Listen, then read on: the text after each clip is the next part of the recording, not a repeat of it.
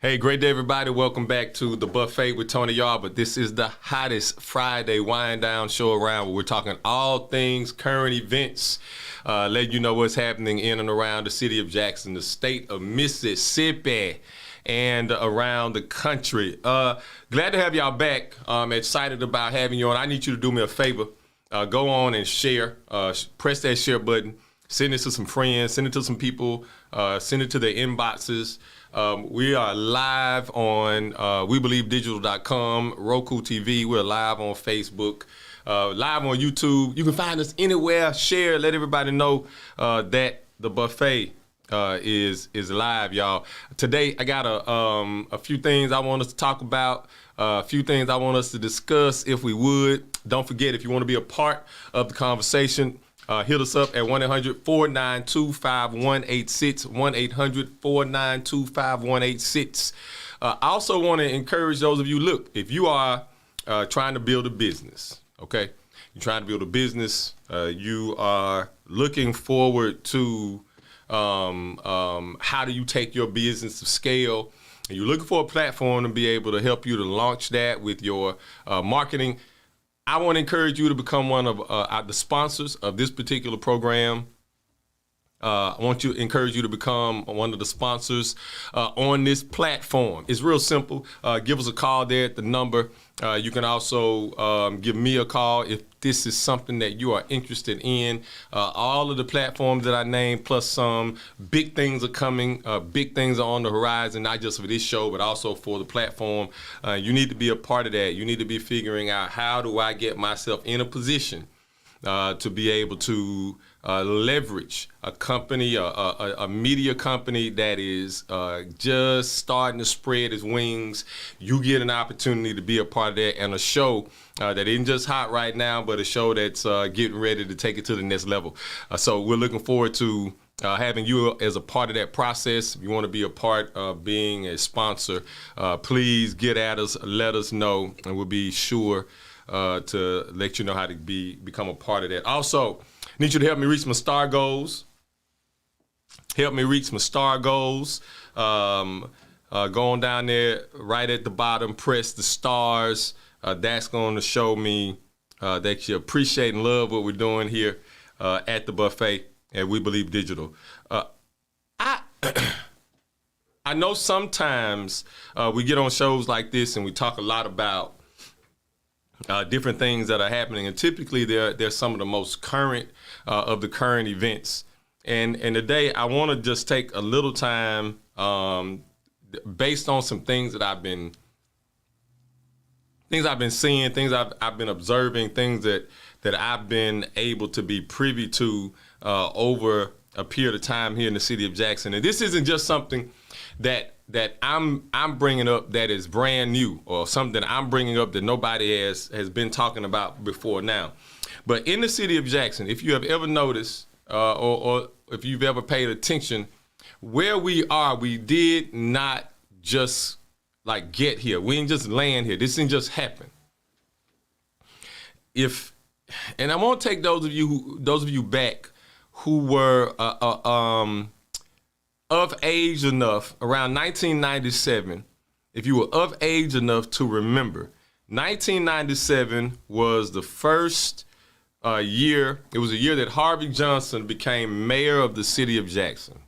It was Harvey's first term. I'll never forget it. I was going to school at USM, and I remember coming back to Jackson to vote in that election. Harvey Johnson ran against Kane Ditto. I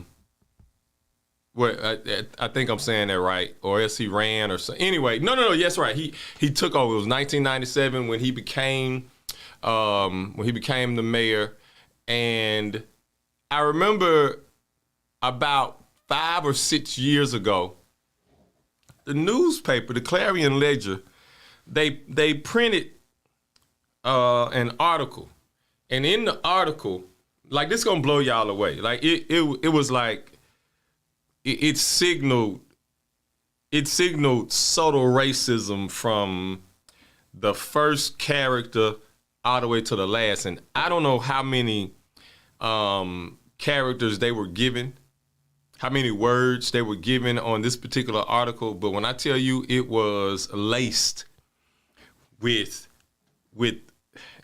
tropes, and they printed this article, and they were talking about the state of Jackson, particularly economically, and the economic development of Jackson. Y'all stay with me because I want to educate you on something today.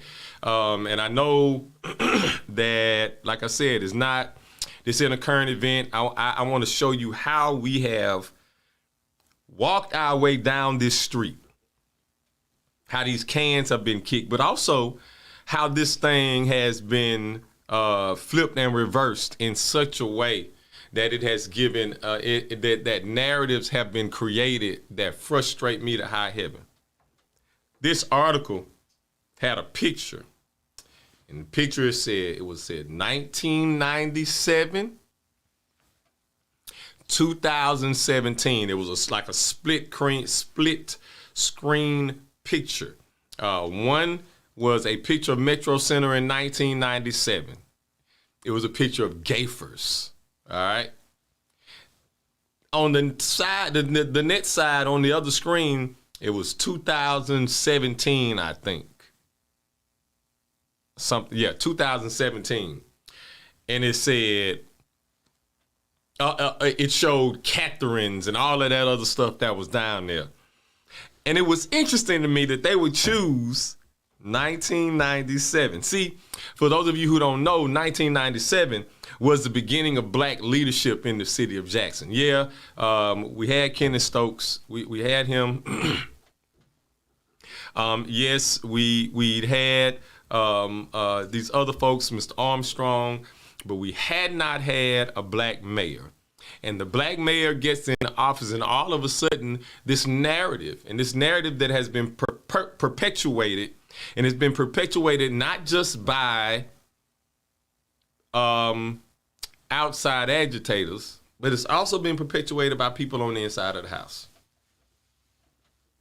And that's what frustrates me. That is what frustrates me when this conversation around economic development, it becomes a weight around the neck of black leadership. Let's talk economic development in Jackson. Since 1997, particularly, since 1990, the 1990 census, the 2000 census, the 2010 census, you begin to see this drop in the population in the city of Jackson. In 1980, we were at 250,000 people in the city of Jackson. We were a legitimate mid-major city. Legit. 250 people. That didn't include folks who lived that Jackson had, that Jackson annexed later on. These are just people, 1980, 250,000 people that are here, and you start to see something happening. And I want to say to you that it was not crime. I'm so glad I grew up in Jackson. Because I grew up in Jackson, I can speak to stuff. I can speak to stuff like that. In 1988, I remember that was the height of the crack epidemic. 1989, 1990, gangs were big time bad in the city of Jackson. Jackson Mall got shut down because in large part, the crime. And guess who was mayor? Guess who? It wasn't black leadership. It wasn't black folks. Y'all do that. We got to stop that. That stuff got to stop coming out of the house. We start to see this population, the population decline. As the population declines, now you start to see businesses leave and follow population growths. They not only follow population growth, but now what they're doing is they're following money. They're following where they believe money is going. You know, every time you go into a store, particularly out at a store like in Flowood or something, and you get out there to that store and they ask you, what do they always ask you for? Your zip code.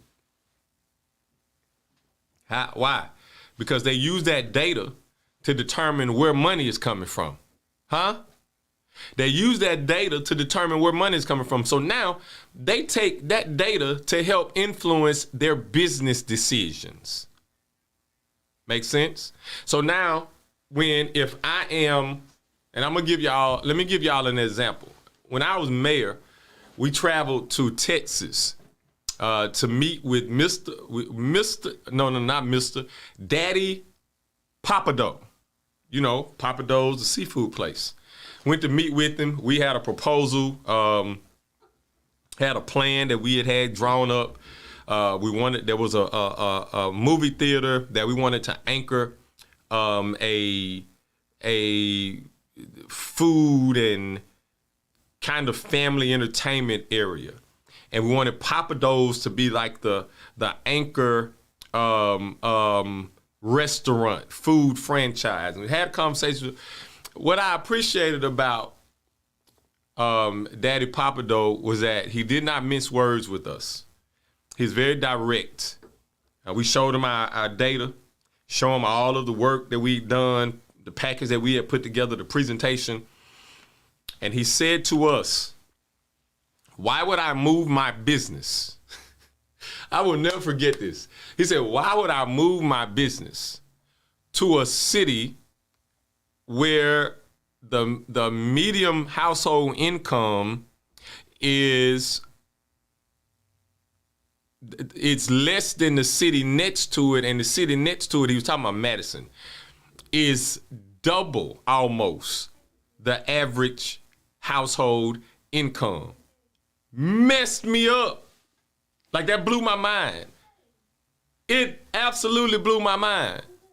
And what I could not understand after that, I'm sorry, that's wrong. What I began to understand after that is how these folks begin to make these kinds of businesses. Now, some folk are racist, yeah. Some people they're just as racist as all get up. But because they're racist, sometimes you gotta understand people, they will always lean into their money before a lot of times they'll lean into their values, if that makes any sense, because what they value is money. In these cases, these folks are making these kind of money decisions, and they're making money decisions without even considering the communities that help them to build to the places that they're in. All right? So economic development has started taking a hit in the city of Jackson a long time ago. These businesses started seeing where people were moving to. Think about all of the places. Think about when Sam's left. Where did Sam's go? Sam's went to Pearl. Why did Sam's go to Pearl? Sam's went to Pearl. Listen, Sam's told us that they were moving out of that building because the building was structurally unstable. So I just want y'all to hear these games. They said that it was structurally unstable. When it was interesting that right after Sam's left, we were able to get, I think, At Home or somebody to come in and move into that space. They moved in with no problem, but what Sam's told us was that they had structural issues, and Sam's got up, and Sam's moved to Pearl.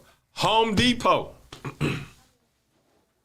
Home Depot right over there off of Robinson Road Extension. Y'all remember, Home Depot probably was there for 10 years. And I bet you want to know why. I bet you want to know why Home Depot was there for 10 years. And I'm going to tell you too, but I'm not going to tell you until we come back from this break. We got about a minute left before we go into the break. But I want to just take time right quick right now to encourage you. Listen, I am looking for sponsors. I'm looking for people who will be a part of what we're doing. I got some phenomenal news today that I cannot wait to share with you once that thing has been packaged well. But as we evolve, as this show evolves, we're going to need partners who are going to be able to, and who are willing to evolve with us. Share. You may not be able to sponsor, but you can press that share button. You can like. You can purchase those stars. But whatever you do, we want to be sure that this is one of those shows where people can get meaningful information, where people can learn, where people can understand how things go, why they go the way that they go. And oh yeah, we're going to call people out when that's necessary. We're going to call out the work that is or is not being done. The same way we're going to call out the state of Mississippi when we get back from this break. Don't go anywhere. The Buffet with Tony Yarber is live. We're going to break, and we cannot wait to see you. Do you have shortly. something to say? Do you want your voice heard?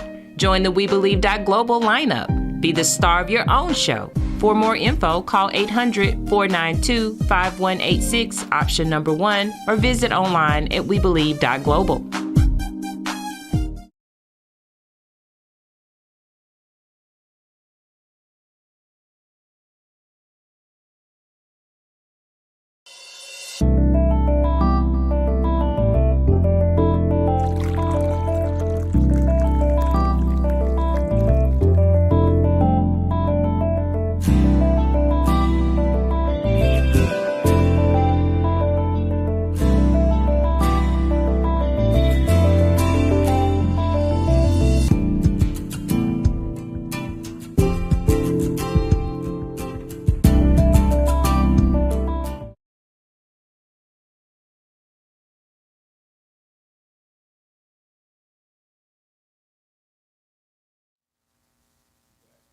Hey everybody, welcome back to the Buffet. We are just coming out of the break. We're having a conversation about economic development in Jackson and kind of how we got here. I've been giving you some examples of what things look like behind the scenes in the economic development scene in and around Jackson. And one of the things that we talked about was how businesses make some of these decisions, and then also how some of these businesses play games.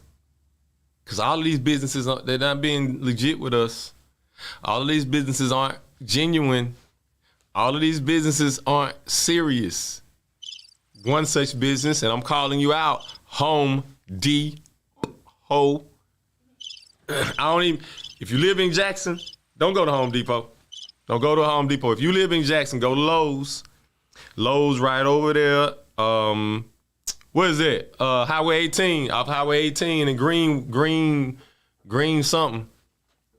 Walmart. Go to Lowe's. Don't go to Home Depot. When I tell you how Home Depot did Jackson, you're not gonna want to fool Home Depot. 1-800-492-5186. Home Depot, if you want to talk, holler at me. 1-800-492-5186. Home Depot. You came in, you sold a dream, and it was nice. And what you told the city fathers was, hey, give me some tax credits. And for X amount of years, and normally they would do tax exemptions, tax credits. They would do tax exemptions typically about anywhere from 4 to 5 years at a time. And after that, the city fathers will come back and they look at it again. And then they'll vote on it again. It's kind of how it goes. Well, Home Depot comes, they get their exemption. They come back and they got another one, I believe. And then after that, Home Depot left. Home Depot left. Home Depot raped the city, did not contribute, not now nothing. And as soon as they found an opportunity to go into another opportunity just like that one, they skipped town, left the big box in South Jackson that is growing up. Weeds are everywhere. I need y'all to share. Let everybody know we're talking some real talk here. We are talking about why and what and who as it relates to economic development in the city of Jackson. I'm going to take my time with this, and I may even pull back the curtain on some other things, but for 10 years, Home Depot, that's what y'all did. It's what you did. All of these like housing developments where all the houses look alike. They got these strict rules. They got some over near Mount Ham. They got some in South Jackson. All of those things were built using tax increment financing, using TIFs, where there's a commitment from whoever the company is to use tax increment financing in order to fund infrastructure. So in other words, they use the tax increment financing to lay the pipes, to make sure that there's, they're going to put a community or there's going to be some kind of development. They want to make sure that the sewer is going to be in line. They want to make sure that, water and all of those things that companies want to make sure are there before they come and build a building or put a business there. And so all of these places, they're built that way. But who's financing those tax increments? Who's financing that stuff? Us, right? Now, don't get me wrong. I'm not saying that it's bad, that it's a bad business model. What I'm saying is that if those business models don't incorporate some kind of community engagement component, then we got to stop doing that. Chris Williams says, what did Home Depot do to Jackson exactly? All right, Chris, good question. Let me run it back. So what they basically did was they came in, they made money, they didn't pay taxes as an agreement for them to come in, and then after having received the benefits of the city, received the benefits of the infrastructure that I'm talking about right now, all those benefits, then they left. They never paid taxes. They never paid not one tax. That's what they did. I mean, you may not see the issue with it, and that's cool. But I take issue when businesses come into a community, and there's no community engagement. I'm gonna give you an example of what I'm talking about. We used to work deals when companies would come in and they're trying to get these $3 and $4 and $14 million contracts. We would always include, because we knew how companies could be, we would include in any deal that we worked out a community engagement component that involves some direct impact from money out of their coffers, whether it was schools. And in one case, we were encouraging a company. This was when Jackson Public Schools were doing these academies. And one such company, we encouraged them to be a flagship partner or to be not a flagship partner. I can't think of the name of it right now, but basically the name of the company would go on the academy, because what they would do is they would basically be the major sponsor of that academy. Why? Because it was the same industry. And so we're saying, look, here's a way for you to groom and grow your own right here in the city of Jackson. It's direct impact. You benefit from it because you got kids who are coming out who may not want to go to college. They may want to go into this industry directly, and you've already created that pipeline. Makes sense to me. Makes sense to me, because now there's real direct impact, and you don't have this situation where companies are coming in kind of doing what they want to do, and then once they've sucked up all the resources, then they find it's. I compare it to like a swarm of grasshoppers. Like once they've come and eaten up all the grass, and they get up and go and fly somewhere else. It's kind of what happened, and that happens. That happens. And it happens more than people understand or realize. Today, I'm not gonna be as we would say on a Sunday morning, before you long. So I'm gonna get ready to sign off and head out. Why? Because the wife is having an event today, and guess who better be there? Me. I'm going to be there. Chris says, so can Jackson file a lawsuit against Home Depot, or is it inappropriate? Yeah, man, that's a great question. It's crazy.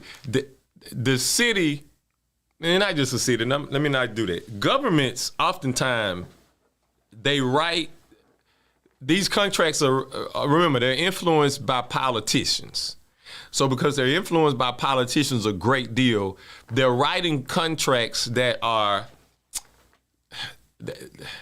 see, a politician just wants to be able to have a press conference, right? A politician just wants to have a press conference. Because if I can have a press conference and I can say, hey, we're opening up a Papados, but I don't tell you, yeah, but guess what?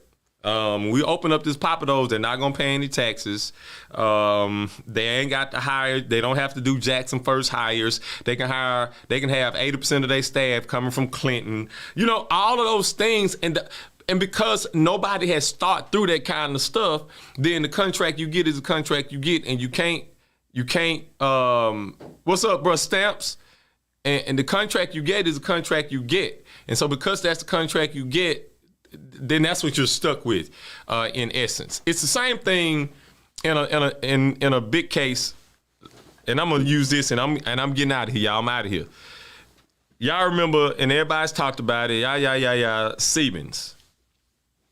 And when I was the mayor, and Bruce Stamps can vouch for this, there was a big push to sue Siemens, and I ain't had no problem suing Siemens. I wanted to sue Siemens. But what I understood was that we were under a performance contract with Siemens, and that means that the contract had to have an opportunity to perform. But because Siemens had not done what they were supposed to do, I refused to sign off on Siemens being able to walk away, right, so that the contract could perform. Well, why is that? Because if Siemens got to walk away, then Siemens also got to leave Jackson holding the bag on fixing stuff that Jackson didn't break, on fixing stuff that Jackson didn't install wrong. And so we wouldn't sign off on it. $90 million contract. You don't get to just say, we're done and we're going to leave to y'all, and people's water bills are still jacked up. That's on y'all, Siemens, all right? I'm just trying to tell you how it worked. We could not sue them until we released them, gave them the completion of work, that it was satisfactory, and at that point, the contract begins to perform. Had we done that, then we would not have been able to, if we had sued Siemens, then they would have dropped their lawsuit just like that. Why? Because we did not allow it to perform. And when you begin to write these contracts, I used to work for a very smart attorney, and this attorney used to always, she was does a lot of real estate law. And she used to always say, when you're writing a contract, you want to always write a contract that allows your client to get out of it. That allows your client to get out of it with the least amount of harm if push came to shove. And in a lot of cases, we've just not been in that position.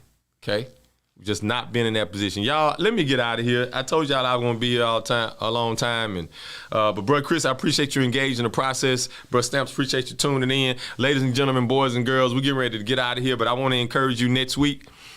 Same time, same place. The buffet is going to be live. We'll be having another really, really good show, really, really informative show. I'm looking forward to it. So set your clocks, set your timers. See you next week right here, same time, same place. God bless you.